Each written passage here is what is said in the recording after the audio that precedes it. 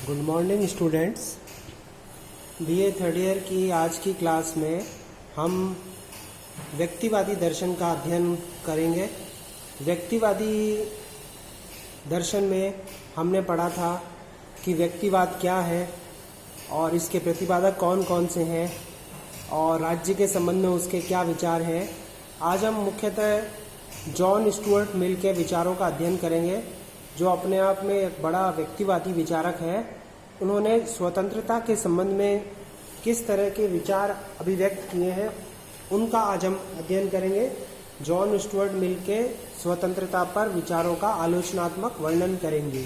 तो आज हमारे पास है जॉन स्टुअर्ट मिल, जो एक व्यक्तिवादी विचारक है। उसके विचारों का हम अध्ययन करेंगे। व्यक्तिवादी अवधारणा के बारे में आपने पढ़ा है कि व्यक्तिवाद व्यक्ति के महत्व को प्रतिपादित करने वाली एक विचारधारा है।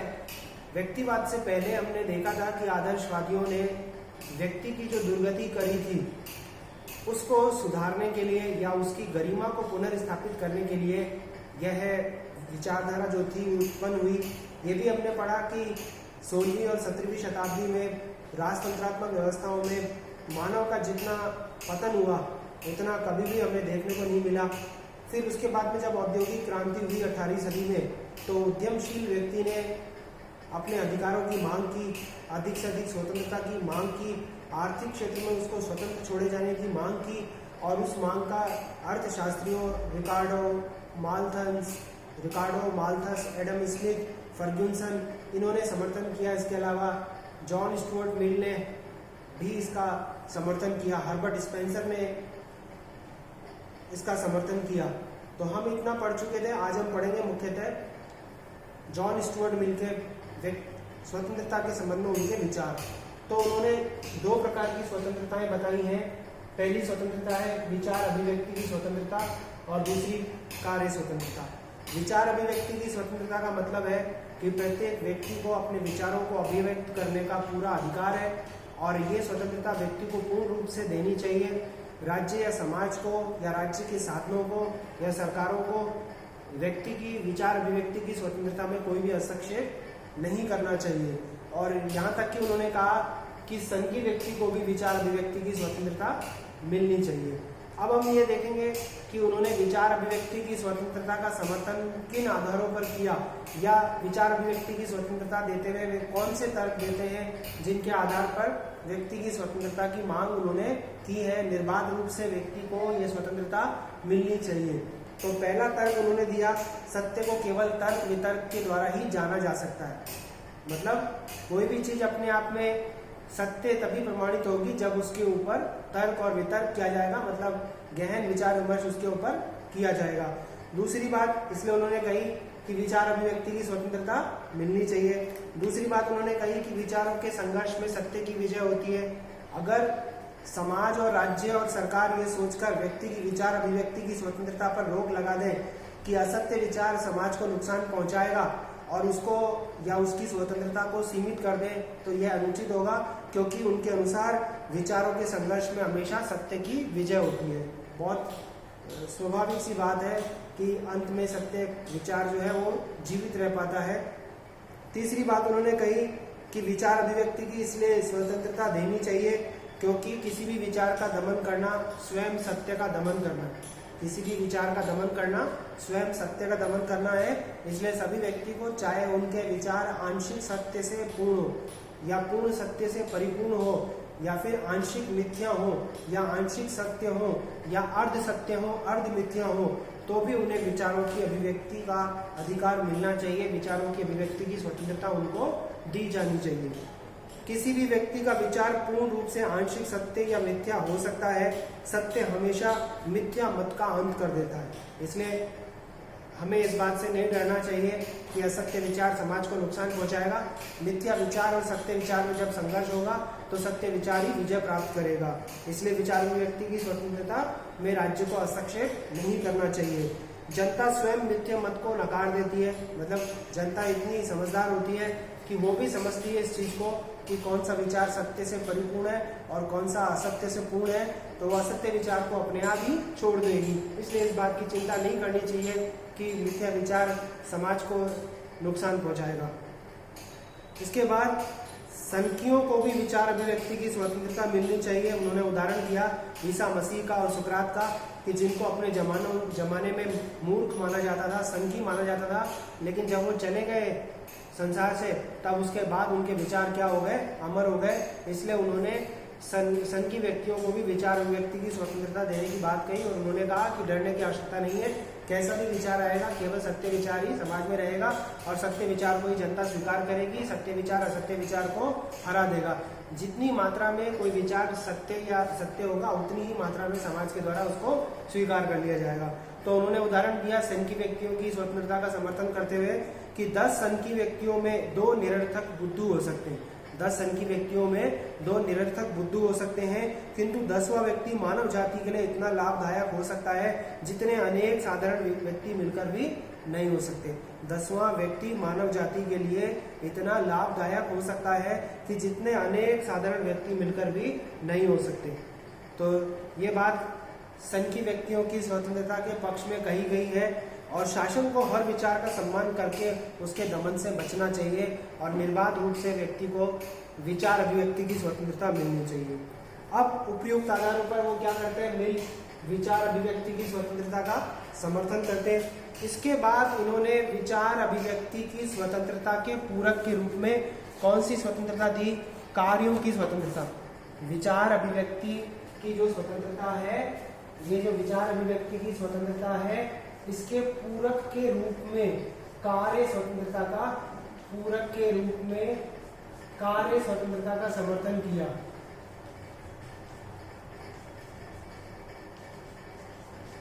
अब कार्य स्वतंत्रता का समर्थन करते हुए उन्होंने कहा कि व्यक्ति के जो कार्य होते हैं उसी से उनके व्यक्तित्व को पूर्णता मिलती है। व्यक्ति के कार्यों से ही उसके व्यक्तित्व को पूर्णता मिलती है, और उसके कार्य ही समाज में उसका स्थान निर्धारित करते हैं। लेकिन उन्होंने कार्य स्वतंत्रता का प्रतिपादन करने से पहले व्यक्ति के कार्य को स्वविषयक और परविषयक कार्यों में विभाजित किया। स्वविषयक और परविषयक कार्य, स्वविषयक कार्य जो है वो केवल स्वयं के जीवन से जुड़े हुए होते हैं, जैसे सोना, खाना, पीना, उठना, बैठना, नहाना, ये सारे कार्य स्वविषयक होते हैं। इन स्वविषयक कार्यों को करने की पूरी छूट व्यक्ति को मिलनी चाहिए। लेकिन उन्होंने कहा कि जो परविषयक कार्य होते हैं, जो दूसरे की इसी प्रकार की स्वतंत्रता के मार्ग में बाधक हो सकते हैं, उन कार्यों को करने की निर्बाध स्वतंत्रता जो है वो प्राप्त नहीं हो सकती, क्योंकि ऐसे कार्य दूसरे व्यक्ति के कार्यों की स्वतंत्रता में बाधक बन सकते हैं। इसलिए सीमित रूप में परविषयक कार्यों की स्वतंत्रता दी जानी चाहिए। मिल ने स्वविषयक कार्यों के संबंध में यह भी कहा था कि अगर कोई व्यक्ति अपने घर में बैठकर शराब पीता है या जुआ खेलता है और उसके इस कार्य का समाज के ऊपर दुष्प्रभाव नहीं पड़ता, तो उसे यह कार्य यानी शराब पीना और जुआ खेलने का भी कार्य उसे करने देना चाहिए। अब परविषयक कार्यों के संबंध में मैंने आपको क्या कहा कि निर्बाध रूप में ये स्वतंत्रता प्राप्त नहीं हो सकती, क्योंकि दूसरे व्यक्ति की स्वतंत्रता उससे जुड़ी हुई होती है। यानी यह समझा गया है कि एक व्यक्ति की स्वतंत्रता इस संबंध में उतनी ही है जितने से दूसरे व्यक्ति की स्वतंत्रता के उपभोग के मार्ग में बाधा उत्पन्न नहीं हो। तो स्वविषयक और परविषयक कार्यों के आधार पर उन्होंने अपनी कार्य स्वतंत्रता का प्रतिपादन किया। अब देखिए, उन्होंने मिल ने राज्य का हस्तक्षेप बताया। राज्य का हस्तक्षेप कब होना चाहिए? व्यक्ति की ये जो स्वतंत्रताएं बताई गई हैं उसमें राज्य का हस्तक्षेप कब होना चाहिए? जब व्यक्ति अपनी स्वतंत्रता का अनुचित प्रयोग करने लगे।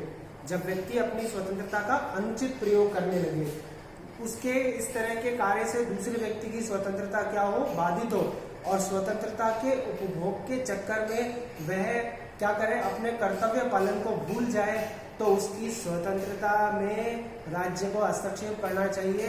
क्योंकि राज्य अगर हस्तक्षेप नहीं करेगा, कंट्रोल नहीं करेगा, तो व्यक्ति केवल वही व्यक्ति स्वतंत्रता का उपभोग कर पाएगा जो शक्तिशाली होगा। तो अगर कोई अनुचित प्रयोग कर रहा है और उसके इस प्रकार के स्वतंत्रता के प्रयोग करने से दूसरे व्यक्ति की स्वतंत्रता के मार्ग में बाधा उत्पन्न हो रही हो और स्वतंत्रता के उपभोग में वो क्या हो जाए, भूल जाए कर्तव्यों का पालन करना, तो उसकी स्वतंत्रता में हस्तक्षेप कर देना चाहिए। तो दो बातें राज्य के हस्तक्षेप के संबंध में उन्होंने कही कि तभी राज्य को हस्तक्षेप करना चाहिए और उसका हस्तक्षेप सीमित होना चाहिए, और अगर कोई ऐसा नहीं करता है तो उसकी स्वतंत्रता निर्बाध रूप से चलते रहना चाहिए। अब इसके संबंध में कुछ आलोचनाएं हैं, जैसे कई बार ऐसा पूछ भी लेते हैं कि व्यक्तिवादी विचारक जे.एस. मिल के स्वतंत्रता संबंधी दर्शन का आलोचनात्मक वर्णन कीजिए। तो ये जो विचार अभिव्यक्ति का जो कंसेप्ट है या जो स्वतंत्रता संबंधी जो उनका दर्शन है वो इस बात से शुरू होता है कि मानव स्वयं अपने हितों का सर्वोत्तम निर्णायक है। मानव अपने हितों का सर्वोत्तम निर्णायक है। मानव अपने हितों का सर्वोत्तम निर्णायक है। इसका मतलब है कि राज्य मानव के हित के बारे में पूर्ण रूप से सही नहीं हो सकता। केवल व्यक्ति स्वयं अपने हितों का सर्व निर्धारक हो सकता है। लेकिन क्या ये बात सही है कि आप खुद सोचिए कि क्या ये बात सही है कि व्यक्ति अपने हितों का सर्वोत्तम निर्णायक होता है? मैं जैसे ये सोचूं कि मैं अपने हित का सर्वोत्तम निर्णायक हूं तो ये बात गलत होगी, क्योंकि जो मेरे से बड़े हैं, मेरे से वरिष्ठ जीवन का, जिनके पास में ज़्यादा अनुभव है, या मेरे जो गुरुजन है, वो मेरे हित के बारे में ज़्यादा अच्छी तरह से सोच सकते हैं और मुझे सही दिशा दिखा सकते हैं। तो ये हमारा केवल अहम है या वहम है कि हम अपने हितों के सर्वोत्तम निर्णायक हैं। दूसरी बात, स्वतंत्रता का विचार दुराग्रहपूर्ण है। दुराग्रहपूर्ण कैसे है कि वो संख्यों को तो विचार अभिव्यक्ति की स्वतंत्रता देता है, लेकिन पिछड़ी हुई जातियों के लिए स्वतंत्रता का प्रतिपादन नहीं करता। तो उसका विचार क्या है? दुराग्रहपूर्ण है और दोषपूर्ण है। दुराग्रहपूर्ण और दोषपूर्ण है उसके स्वतंत्रता का विचार। तीसरी बात कि उन्होंने कही कि सत्य को केवल तर्क वितर्क के द्वारा ही जान सकते हैं। अगर साधारण बात के संबंध में भी हम तर्क वितर्क करने लगेंगे तो अनुचित बहस को बढ़ावा मिलेगा। तो इस तरीके से कोई भी काम ठीक प्रकार से नहीं हो पाएगा और हर काम में क्या होगा? विलंब होगा। इसलिए प्रत्येक कार्य के लिए अनुचित बहस करना या तर्क वितर्क करना ठीक भी नहीं है। फिर इसके बाद उन्होंने राज्य को आवश्यक बुराई का बताया। उन्होंने कहा कि भाई राज्य मानव के हितों का सर्वोत्तम निर्णायक नहीं हो सकता। राज्य तो व्यक्ति के व्यक्तित्व के अपूर्णता का प्रतीक है। राज्य तो व्यक्ति के व्यक्तित्व की अपूर्णता का प्रतीक है। लेकिन मिल जैसे विचारक ये भूल जाते हैं कि राज्य ही वो परिस्थितियां बनाता है जिसमें रहकर व्यक्ति अपनी स्वतंत्रता का उपभोग करता है। बिना उसके स्वतंत्रता का उपभोग करना संभव नहीं होता। इसलिए यह अनुचित है बात कहना कि राज्य एक आवश्यक बुराई है, बल्कि राज्य तो मानव कल्याणकारी संस्था साबित हुआ है या सिद्ध हुआ है। फिर स्वतंत्रता की धारणा खोखली है।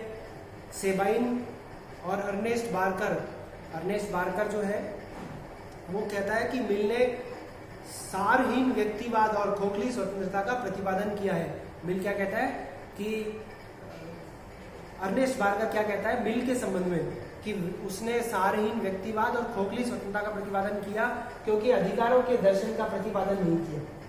अधिकारों के दर्शन का प्रतिपादन नहीं किया और बिना अधिकारों के दर्शन के स्वतंत्रता का कोई महत्व नहीं रह जाता।